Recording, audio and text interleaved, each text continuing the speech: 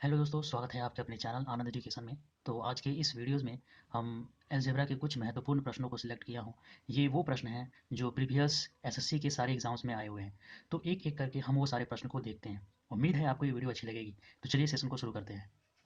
पहला प्रश्न है, A plus B plus C equal to 5 है और A square plus B square plus C square 27, A cube B cube C cube 125 है। तो हमें 4 ए बी सी का मान ज्ञात करना है। तो सबसे पहले हमें मेरा टारगेट है ए बी सी का मान क्या होना चाहिए। तो हमें A plus B plus C दिया हुआ है, A square B square C दिया हुआ है, A cube plus B cube plus C cube दिया है। तो यहाँ पे हमें A cube plus B cube plus C cube का फॉर्मूला इस्तेमाल करना होगा। साथ में ए बी सी को फाइंड करने के लिए हमें A plus B plus C का होल स्क्वायर भी जानना जरूरी है। तो सबसे पहले हम A plus B plus C का होल स्क्वायर देख लेते हैं। A plus B plus C का जो होल स्क्वायर होता है, A square plus B square plus C square plus 2ab plus 2bc plus 2ca।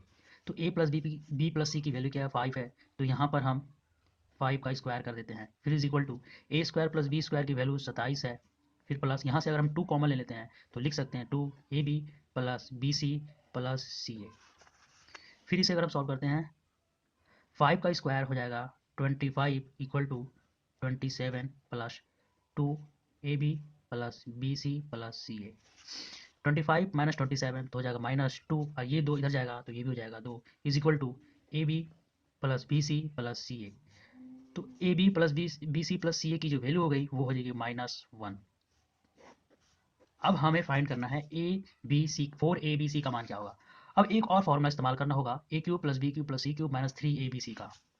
A cube plus B cube plus C cube minus 3 A B C is equal to होता है A plus B plus C into A square plus B square plus C square minus A B minus B C minus C A. तो A cube plus B cube plus C cube की value दिया हुआ है 125 minus 3 A B C हमें नहीं पता है, A plus B plus C की वैल्यू दी हुई है 5। तो यहाँ पे हम 5 पुट कर देते हैं, bracket A square plus B square plus C square की वैल्यू है 27। यहाँ से अगर हम माइनस कॉमन लेते हैं तो माइनस अगर कॉमन लेंगे तो यहाँ पर बच जाएगा माइनस प्लस माइनस, तो यहाँ ए भी हो जाएगा, माइनस प्लस माइनस तो यहाँ हो जाएगा बी सी, माइनस प्लस माइनस तो यहाँ हो जाएगा सी ए। तो इस तरह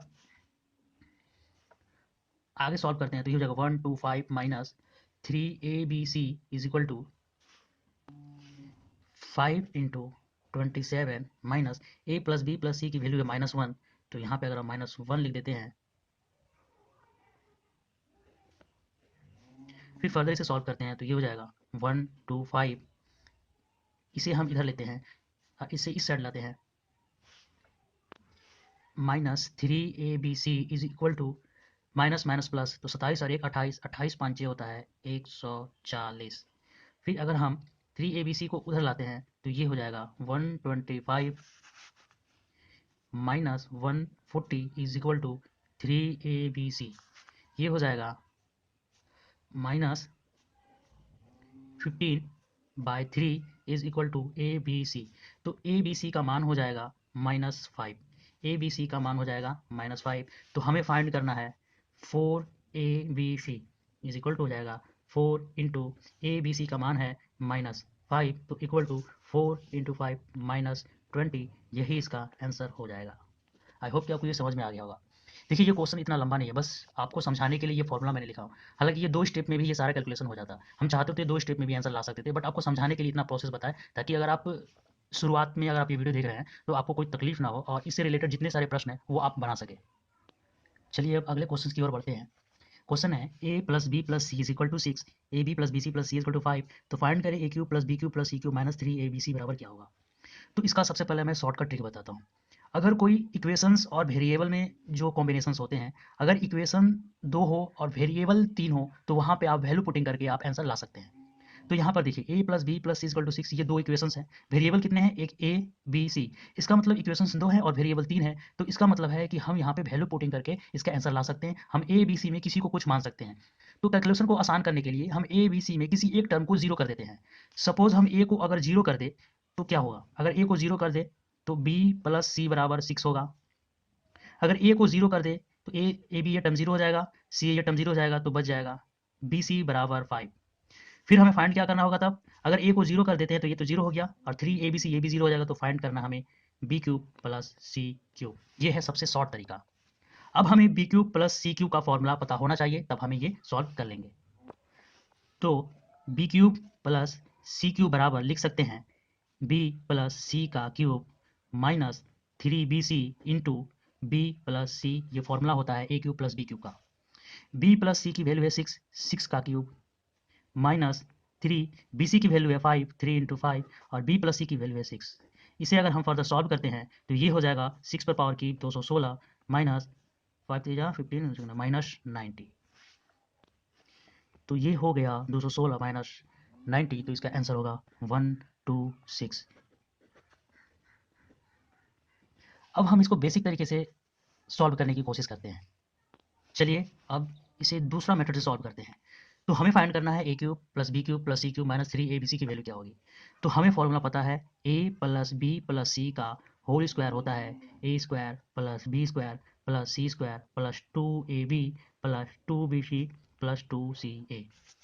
तो A square, A plus B plus C की वैल्यू 6 है, तो 6 का स्क्वायर हो जाएगा 36। A square plus B square plus C square plus अगर 2 कॉमन ले लेते हैं तो ए B plus B C plus C की वैल्यू 5 है, तो यहाँ पे हम 5 लिख सकते हैं। 5 2 से 10, 5 दूनी 10 और 36 से 10 गया 26। तो इसका हो जाएगा 26 is equal to A square plus B square plus C square. अब आगे A cube plus B cube plus C cube minus 3abc का फॉर्मूला पुट कर देते हैं तो हमारा आंसर निकल जाएगा A cube minus B cube, A cube plus B cube plus C cube minus 3abc बराबर A plus B plus C, A plus B plus C into A square plus B square plus C square minus A B minus B C minus C A. तो A plus B plus C की value है 6, A plus B की value 6, 6 into A square plus B square plus C square is equal to 26। Minus common लेंगे तो ए B plus B C plus C हो जाएगा, और A B plus B C plus C A की value 5 है, तो यहाँ पे हम 5 लिख देंगे। 6 इंटू, तो यहाँ हो जाएगा 26 माइनस 5 इज इक्वल टू हो जाएगा 21। तो 6 इंटू 21 हो जाएगा 126 इज इक्वल टू आंसर, जो कि इस शॉर्ट मेथड से भी 126 आंसर आया, बेसिक मेथड से भी 126 आंसर आया। आई होप कि आपको ये समझ में आ गया होगा। तो चलिए अगले क्वेश्चन की ओर बढ़ते हैं। क्वेश्चन नंबर 3, यदि a plus B plus c plus d की वैल्यू 2 हो तो 1 plus a 1 plus b 1 plus c 1 plus d का अधिकतम मान ज्ञात करें। यहाँ प्रश्न कहा गया है अधिकतम मान ज्ञात करना है। तो हमें सबसे पहले अधिकतम मान कैसे ज्ञात करें, इसके लिए एक छोटा सा कॉन्सेप्ट मैं बताने वाला हूँ। सपोज अगर a plus b is equal to, अगर हम 6 बोलते हैं, तो हमें यहाँ बताना होगा कि a और b की मैक्सिमम वैल्यू क्या हो सकती है। a और b की मैक्सिमम वैल्यू क्या हो सकती है। तो सपोज अगर a को अगर हम 1 मानते हैं तो b को हमें 5 मानना होगा, 5 और 1 6। अगर a को 2 मानते हैं तो b को हमें 4 मानना होगा। अगर a को 3 मानते हैं तो b को भी हमें 3 मानना होगा। तो यहाँ पर आप देख सकते हैं कि a की वैल्यू 1 है, यहाँ 5 है, यहाँ मिनिमम है, यहाँ मैक्सिमम है, यहाँ भी मिनिमम है, यहाँ भी मैक्सिमम है। तो फिर आगे देखते हैं, फिर a की वैल्यू अगर हम 4 ले ले तो b की वैल्यू 2 हो जाएगी। फिर a की वैल्यू 5 ले ले तो b की वैल्यू यहाँ पे 1 हो जाएगी।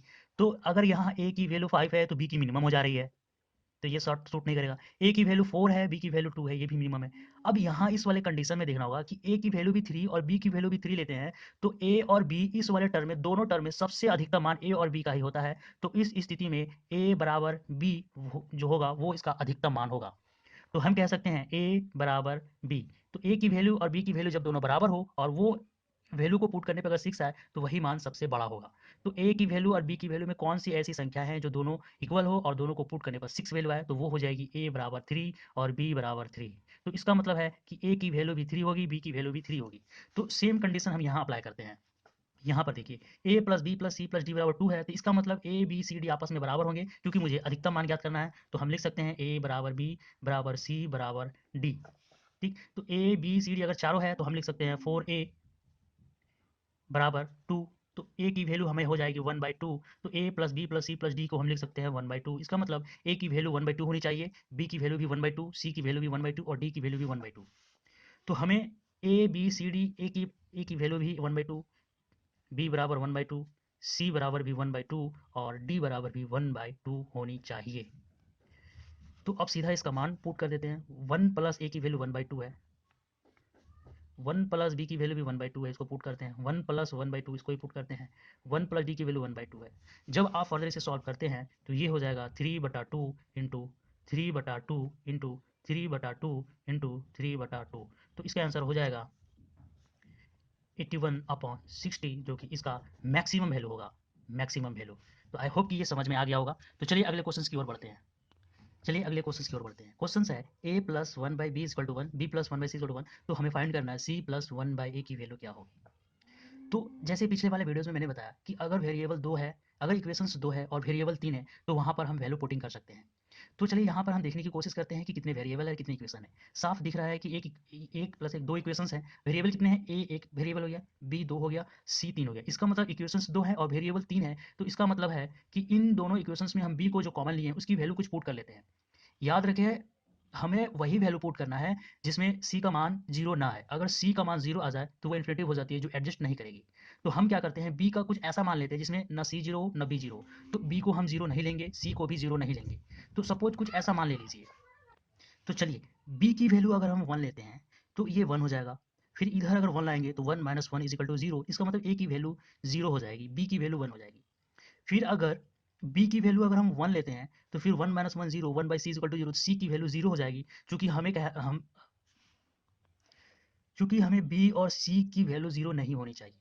तो हम b और c को एक नहीं मानेंगे, b को एक नहीं मानेंगे, हम b को टू मान सकते हैं। चलिए टू मान करके हम ट्राई करते हैं। अगर b की वैल्यू अगर टू मान ले तो देखिए a plus one upon two is equal to one.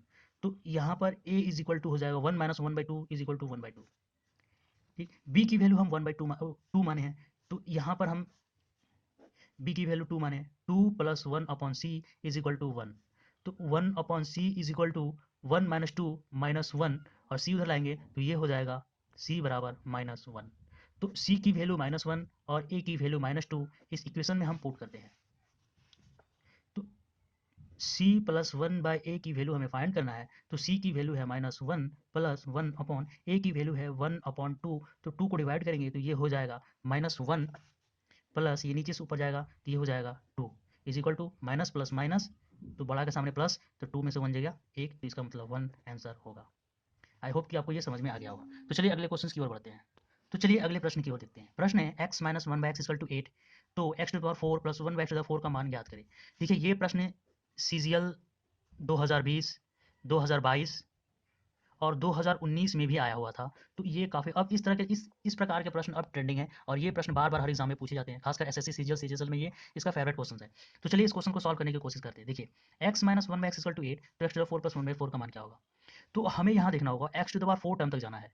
ठीक, तो हम क्या करते हैं, पहले इसका स्क्वायर करते हैं। जब हम इसका स्क्वायर करेंगे तो एक्स स्क्वायर तक चल जाएंगे, पहुंच जाएंगे हम। फिर उसके बाद अगर स्क्वायर करेंगे तो x to the power four term तक चल जाएंगे। तो सबसे पहले हम इसको स्क्वायर करके देखते हैं। तो x minus one upon x का स्क्वायर करते हैं, तो इसका भी स्क्वायर करेंगे तो ये हो जाएगा 64। तो x माइनस वन का स्क्वायर हो जाएगा X square minus two X into one upon X, फिर plus one upon x square बराबर 64। तो ये x कैंसिल हो गया, तो यहाँ हो जाएगा X square plus one upon x square बराबर 64 है, माइनस टू इधर जाएगा 66।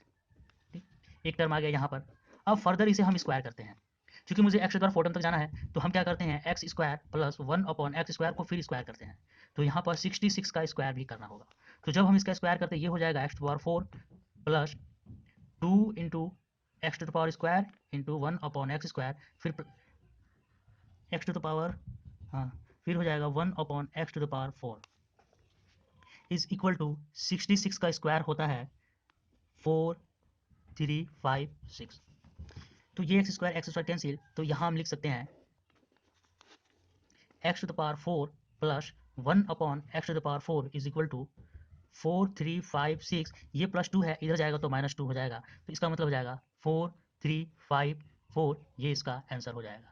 तो आई होप कि आपको ये समझ में आ गया हो। ये काफ़ी इजी क्वेश्चन है, बस आजकल एसएससी का ट्रेंडिंग क्वेश्चन है, तो इस तरह का प्रश्न बिल्कुल देखने को मिलेगा एग्जाम में। तो आई होप कि आपको ये वीडियो अच्छी लगी होगी। तो चलिए मिलते हैं एक और नए वीडियो के साथ, तब तक के लिए धन्यवाद।